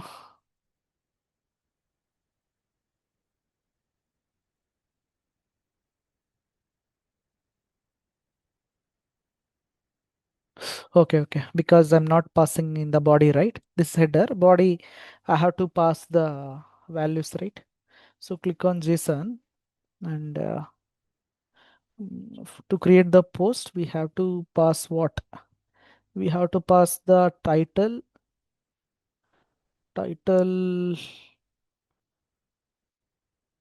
This is regarding sports. Okay. That's it. Okay. Now, if I try to create, I'm able to create the post. Okay. So like that. Now, even if for see, now user able to create the post, right? If I pass admin credential, it should not accept, right? For example, I will use admin token, click send, click send. If I copy this and if I use this to creation of a post here, okay, click send. Say I'm not able to create the post because token is not valid, right? If you pass valid token, if you are passing user token, you perform user operation, it is happening. If you pass admin token, admin operation, if you are performing, admin able to save, right? So like that.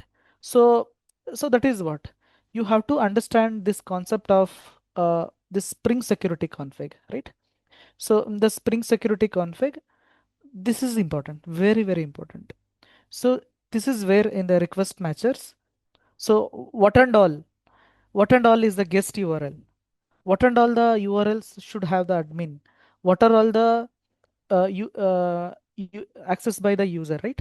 So this is where you can play with this. You can create like multiple request matchers, and you can apply like you just put comma. For example, let's say uh, there is one more URL you have created, let's say home controller, okay, home star star. If you pass like this, then posts and home can be accessed by user, okay. Similarly for admin also, if you want to give the access, you just need to put the comma, just put the URL, that's it. If there is any of the URL for the guest access, you put comma here, then you can put the other URLs, okay. So like that, what you can do, you can actually play with this particular URL part, and you can give like what URL have what access, right? Categories should have admin access, post can have user access. Okay, this you can play with this, and a little bit of understanding of the util package. For example, in JWT util, which method actually, right? Generate token is there, right? So generate token is calling create token. In the create token, we are giving like the expiry and all, right? So how exactly you going to use it, right? Similarly, validate token. In the validate token, we are checking if the username is valid or if the token is expired or not. Okay, so that and all we are checking in the validate token. Okay, and the last part is like whenever you are actually saving the um, user, okay, whenever we are saving the user, we have to do the bcrypt, right? We done the bcrypt part, okay, then we are saving. Whenever user is saving, the role is also getting saved, and also user role is also getting saved. Okay, so like that, what we can do, we can actually set the roles. So based on the roles, we are actually giving the access. Okay, okay. You can feel free to ask any questions now.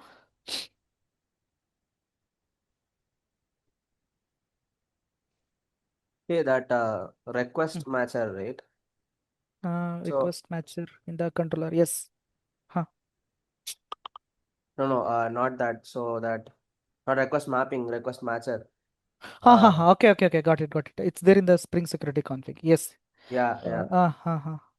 So Uh, let's say there is a case where guests can access the posts alone but not post anything, right? Uh, in uh, that case, uh, can this uh, be? mm, Yeah, yeah. we can do that. We can do that. For that, like, mm,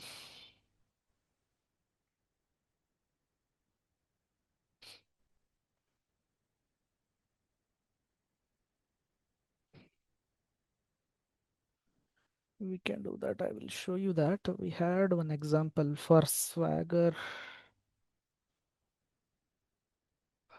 Uh,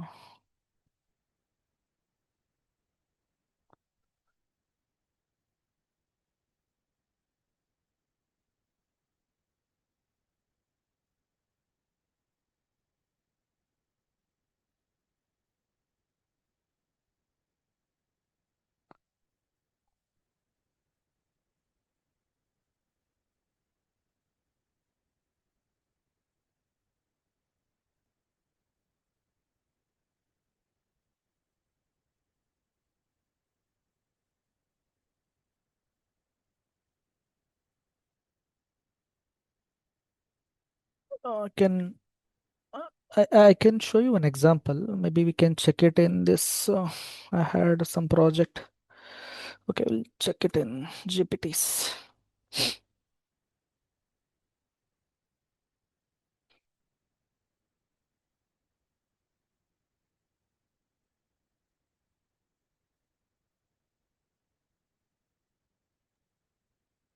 Yeah, I was wondering if it comes in an order, as in We if you can give do us. that actually. Like that.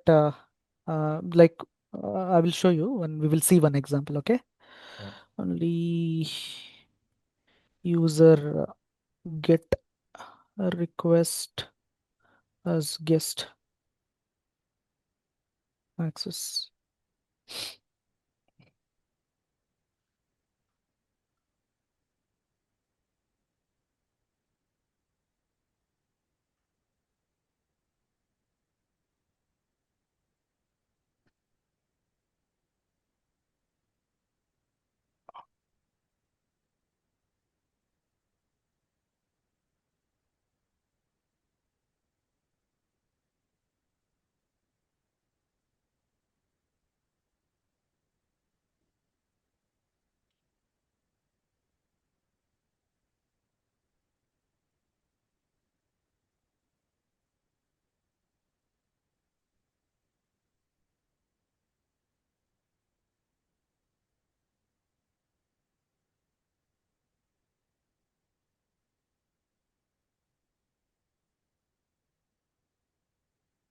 Uh,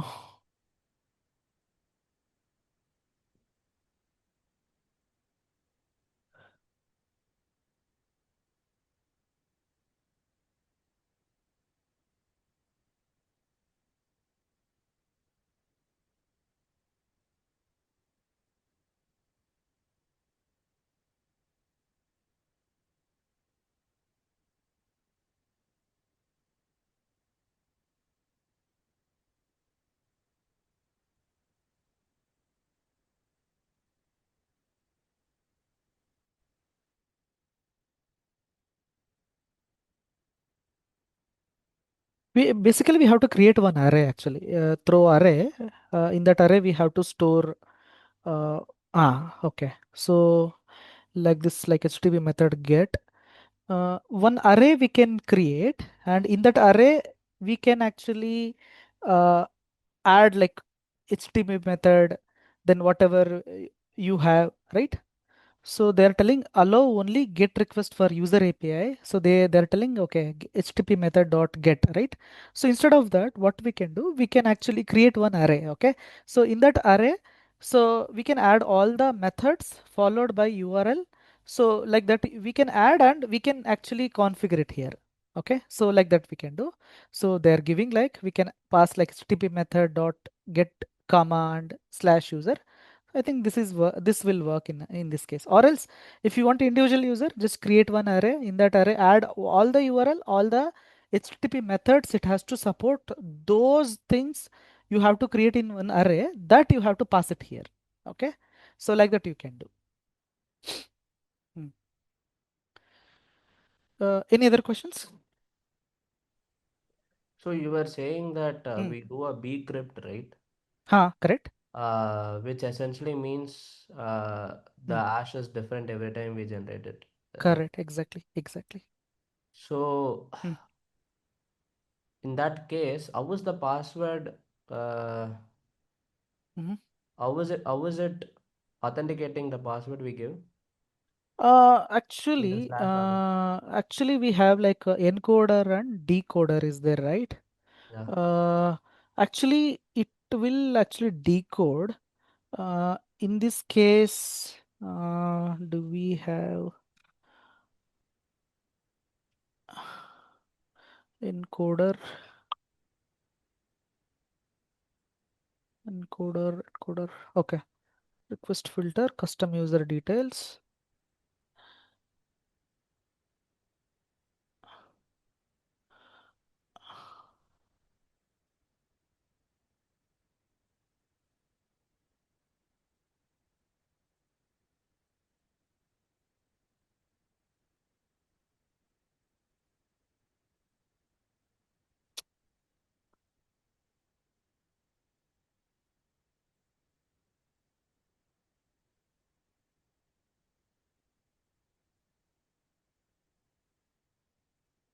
This is actually a class. So here we don't have to explicitly you can pass like okay, we have a password, then you have to do the decode. We are not doing like that. So instead of that, this is where actually that authentication is happening. One is first, what will happen is like the control will come here, and if first thing is checking if the user is exist or not. If that particular user is not exist, then you see that user not found, right? So from here, then this is where actually it's checking like get name, right? It's actually getting the name, password, role, like that. Earlier, we were used to do it here, like some methods like decode, like that, and all we were doing. But now versions and all we are not doing like that. We just need to this particular customer, I mean, custom user detail service is there, right? So you just need to pass it like this much, okay? Earlier we used to do like there was one method like the similar question I used to get it like few batches. That time they like decode a password and all we used to do, but now we don't have to do, just need to pass it in the custom user details. You can actually go through like here, mm, like each thing, okay. There is a explanation, see. um,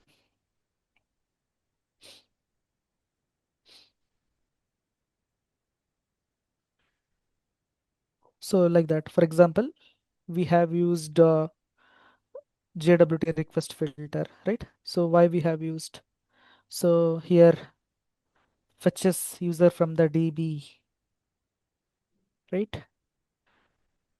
See load by username, like that. So we have a methods, like each method for what purpose, right? Extract the authentication header, check for the bearer, okay. So check if user is not already authenticated, right? So we are actually doing that. Load user details from DB, right? So load user details from DB. See fetch full user details such as username, password, role. That is what we are doing in the load here. This load user by name is there, right? This is what we are doing here. Load user details from DB. Validate the JWT. So in validate JWT, checks the validate if check the token is valid or not, if it's expired or not, does username is matching or not. So that will happen in the validate. Then create a authentication request, store like who's actually logged in, what is his role, what is his identity. For example, we have like username and password, this particular method, okay. So we don't have that decode and all, we can that internally only it's happening, okay. So there is no such method we are doing it. So some free time na, just go through this document and you can actually get it. Yeah. Yeah, apart from that, any other questions?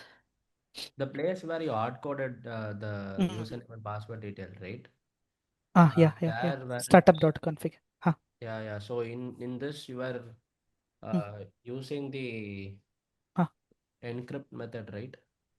So Can you? here, see, this one only Yeah, encoder encode. dot encode, this one, yeah. So This,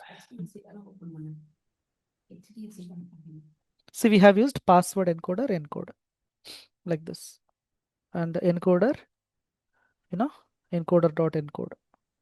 This is where encoding is happening okay, so before what we does this do exactly? Like uh, uh, s- mm, so this actually encodes only, right? So yes.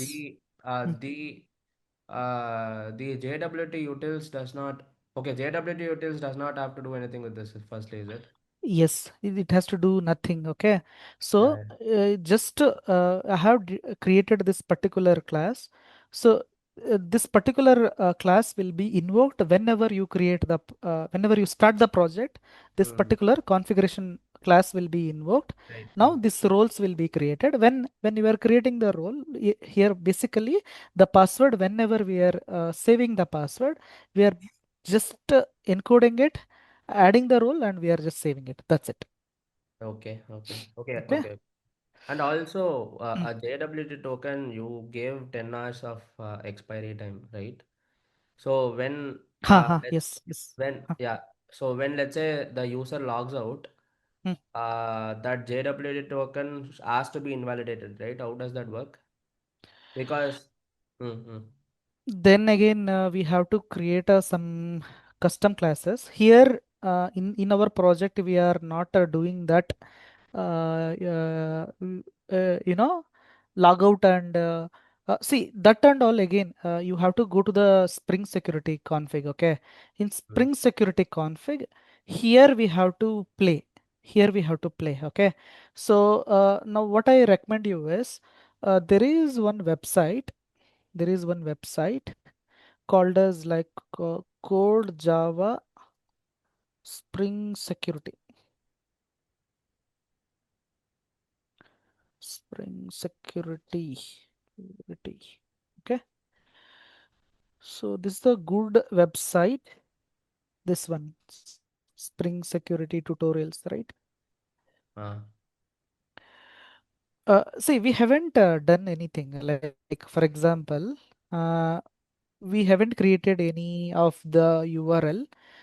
For example, localhost 8080, then category slash save is the right. Similarly, we have to create something like slash user slash logout. yeah, Okay, yeah. this kind of method we haven't done. If you click on logout, then that JWT, that logics and all we can actually do. What I recommend you is, this is very good website. You can learn literally everything here, all about the Spring Security. Okay, so for example, here authentication and authorization, role-based authentication, login and logout. Okay, so for example, if you want to do any customization in the logout, login and logout, right? Um for example, see here, HTTP form login failure URL, uh, login failure,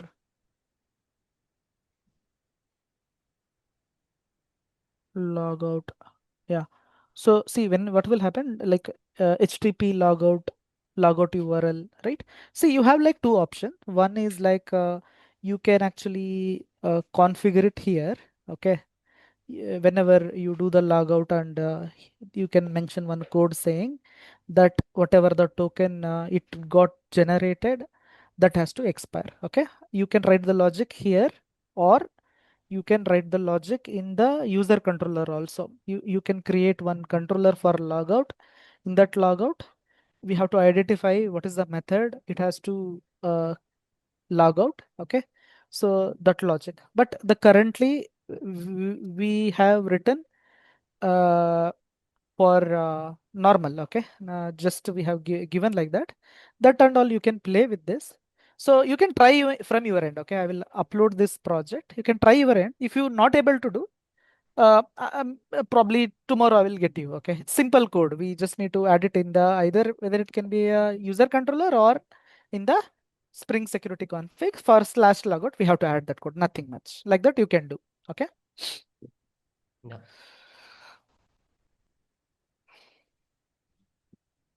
Okay. So next topic, we will work on that. This one, uh, OAuth 2. Okay. So for OAuth 2 is nothing but, see, not all application you can ask user to log in or register, right? So not all application. Sometimes what we do is like there is one option of login as GitHub, login with Gmail, login with Facebook, like that, right? So now whenever you click on that, what will happen? you don't have to do the register, right? So like how to integrate, okay? So that is actually called as OAuth 2, okay?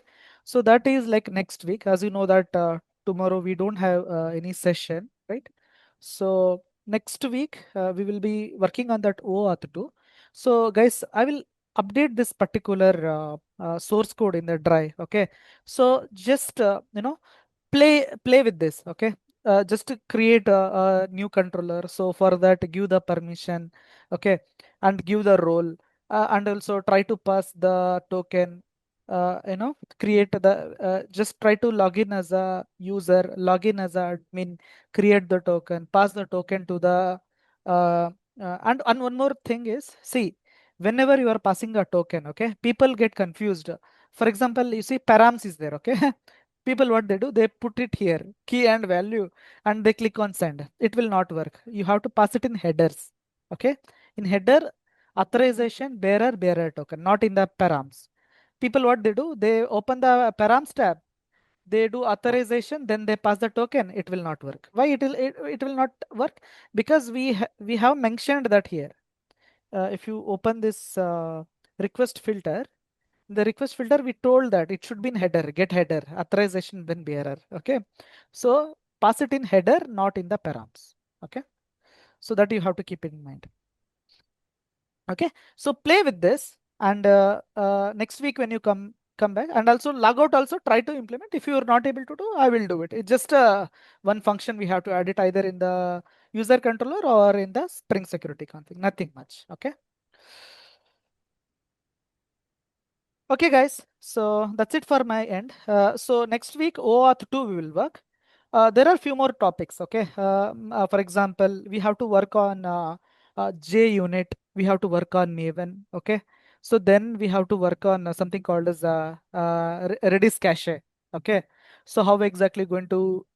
We have to create a server. Then we have to save it there like that. Caching is there. Um, then once we completed the JUnit Maven, then we have this Redis. Once we completed all this framework, last topic is the microservices. Microservices. Once you understand the microservices, then you will understand like Kafka, how to integrate Kafka with microservices. So like that we can use. Okay. So like that on a daily basis, I will be explaining you. So you just play around with this. Okay. So that's it from my end for today, and we'll catch up next week. Okay. So bye guys for today, and we'll catch up next week, and I will upload all the source files in the drive, and Yeah. so work on these modules. Okay. How is the market right now? Mm-hmm. Yeah, Uh, like, you are a fresher or you have some no, experience? no, no, I'm experienced. Experience. So you have experience in Java or some other framework? No, no, no, I'm into Java, but right now I'm working on other things like the Oracle, PL, SQL, MuleSoft, all those things. Okay. So to be honest, currently, uh, for freshers, it is bad. Okay. So currently, earlier and all, if you see Infosys, Wipro, TCS and all, they used to go to a college. They used to hire like by a bulk 40,000, 50,000 and all. Okay. So that kind Yeah, of the hiring is not happening. See, on top of that, this AI got introduced, right? So yeah, due to that, there are a lot of uncertainties happening at the moment. Okay, but trust yeah. me, it's not like okay, AI is there now, everything will be replaced by the AI. It is not like that. Okay, Okay, okay. the reason being, I will tell you. The reason being, see, they will tell that you give the prompt and it will generate the API. I mean, it will generate the application, right? Imagine if Yeah, there is a single bug in the yeah, that application, right? Who exactly yeah, has to debug, right? It's not that easy. So see, whenever see, we are not from the non-technical background, we are in the technical background. Whenever if the new technology will come, okay, 1 or 2 years uncertainty will be there. Okay. So like why I'm telling you, I know that some people will lose.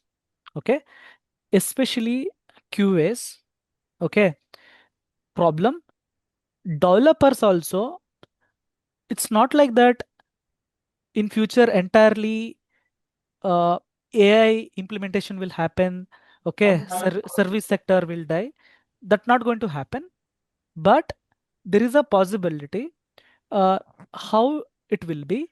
For example, if 10 developers are working in a project, means there is a possibility that four might be impacted.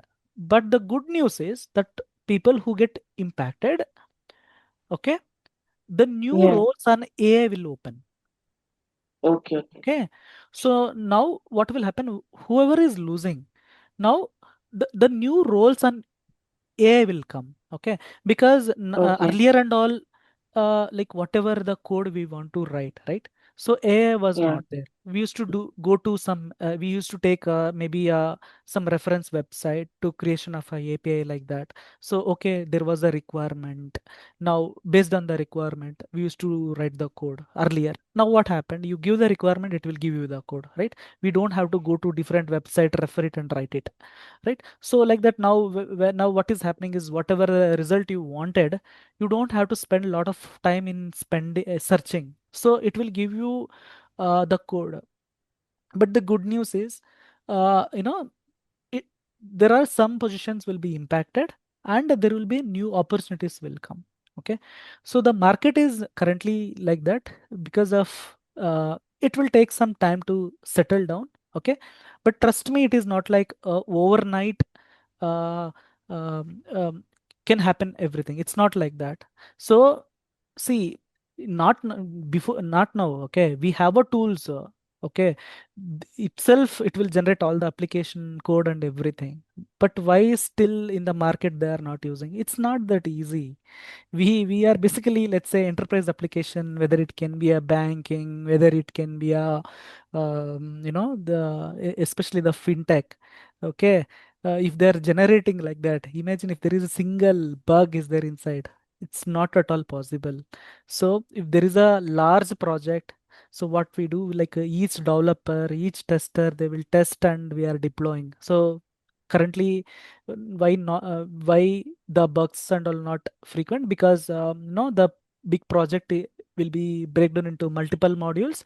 Each module there is a process before we deploy it into the production, right? But it's in overnight. They will tell that it will be impact and all, but it will be like that 1 or 2 years. It has to settle down. The currently for freshers, it's a little bit bad because the people, because of the uncertainty. And also now what is happening is like lot of service based companies in India, right? So since the in the US and all, they're telling that AI is coming and there is no need of service sector for India and all. There is some uncertainty is happening. Due to that, that investors are like kind of a pulling their money from the IT sector, right? When they pull the money, obviously these people have uncertainty, right? When money is coming to the companies, when money is pumped to any institution, what they do, they will look for new project. When new projects are coming, new people require, then hiring will start, right? So now at the moment, people like the investor are actually kind of taking money. Okay, so but end of the day, okay, it's not that easy. Okay, it's not that machine can do everything, especially maybe here and there some application they can do, but not with enterprise applications or fintech application. We need, okay. And as an experienced person, for you, there are a lot of the people are jumping from here and there. Okay, so the opening will be there. But my recommendation is like learning not only only, okay, this is needed, okay, for your project, for your survival, this is needed. And also whenever you get some free time, try to take few courses on AI also. Okay, understand the LLMs and all. So what will Okay. happen is it will be kind of advantage for you, because if there is two participants are there, one participants he don't know nothing about AI, you are there and you know some knowledge about AI, okay, there is always chance that you will be picked. Okay, so like that, unfortunately, we are in the technical domain. So we have to throughout our lifetime we have to upgrade our knowledge. So that is how our career will happen, right? So this is not new. When this Java and all coming, that time the we had in the IBM mainframes were there, right? So like that. So the technology will come. Even Python was booming. They thought like Java will go off, Python will be replaced. Till now, why it's not happened? It is not like not like that. So overnight changes will not happen, but slowly. um but my recommendation is at least take few courses at least from Udemy, understand basics of UI, how it will work, Yeah. LLMs and all. With that, you can Okay. understand the web development. So I think it will be good. Yeah. Yeah, yeah. Actually, my technology has changed. So, Mhm. like, I'm little worried. Means, Okay. yeah, Okay. I'm Mhm. asking my manager to Mhm. give some like Java related work, but I'm not getting because some other vendor is get like those people are working. So, See, yeah, there are two things. Okay, people who do easy job, no, they can be replaced anytime. The work which you have like difficult, okay, so that always have the scope, because so uh there is a demand for the people, and the people are less people who have the knowledge, right? So I okay, mean, learn the technology, okay, learn the technology, like on a daily basis I will be teaching you the new topics, like till now what happened was like hibernate was completed, right? Now yeah, we jumped into Spring Security. So the next session is OAuth 2. Okay, we completed this. How to write the unit test cases for the project, or once we completed that, like that. So once we all completed, then is microservices. Once you completed the microservices, then there is a Kafka. How to integrate Kafka with the microservices. So like that, step by step, I will give you the overall idea of the project. So my suggestion for you guys is, see, currently I'm working on a blog project, right? I'm taking like user, post, category. I want you guys to take your own entity, take a user, product, order. Okay, so like that, take your own example, try to do the mapping, implement the Spring Security. Okay, so like that. So whatever I do, don't mimic it. Instead of that, take your own example, your own entities, identify the attributes, create the project. So like that you do, it will be more easy for you guys to understand. Okay. Okay. So let's catch up next week. As you know that tomorrow is a festival in India, so we don't have the session tomorrow. So we'll catch up next week, and we'll complete the OAuth 2 in the next session.